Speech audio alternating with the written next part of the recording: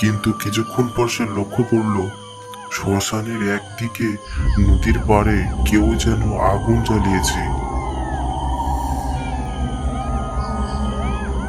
ওখানে গিয়ে ওরকম ভাবে আগুন জ্বালিয়েছে, তখন থেকে তো এখানে আমি আছি, কাউকে তো আসতে দেখিনি।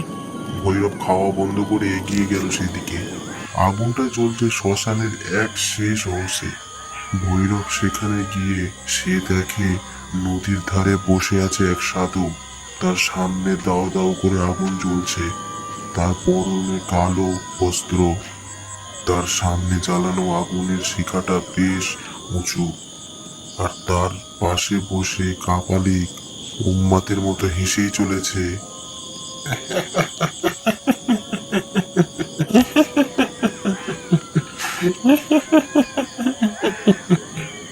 ভৈরব আড়াল থেকে তাকে দেখছিল। কাপালিক চোখ বন্ধ করে বিড়বিড় করছে। এমন সময় হঠাৎ করে কাপালিক থেমে যায়। সে মুখ ঘুরিয়ে দেখে ভৈরবের দিকে। ভৈরব তৎক্ষণাৎ গাছের আড়ালে গিয়ে লুকিয়ে পড়ে। কিন্তু এই কাপালিককে দেখে এবার চিনতে পারে ভৈরব। এ তো সেই কাপালিক যে একটা নূপুরকে আহত করে।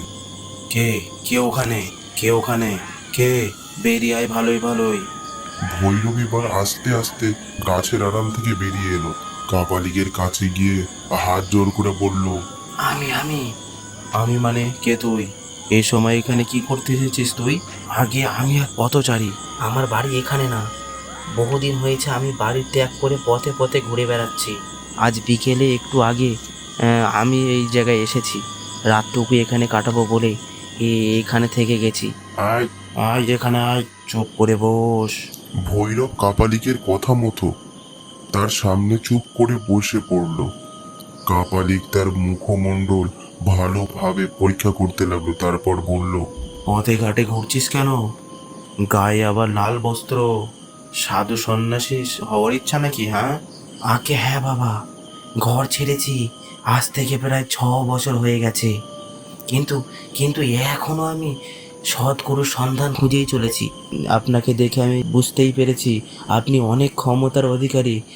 আমাকে আপনি শিষ্য করে নিন, আমি আপনাকে সেবা করব। ওরে, এ পথে যে অনেক বিপদ রে।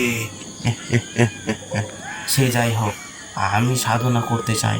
আমি আমি আপনার কাছ থেকে সাধনা শিখতে চাই। তা তন্ত্র সাধনা শিখে তুই কি করবি শুনি? কেন? মানুষের উপকার করব। তা তোর নাম কি রে? আমার নাম ভৈরব। কিছুক্ষণ ভাবার পর কাপালিক ভৈরবকে শিষ্য হিসেবে কাছে করতে রাজি হলো। সারা রাত ভৈরবের সঙ্গে ওই তান্ত্রিকের বিভিন্ন আলোচনা চলতে লাগলো। এইভাবে রাত কেটে গেল।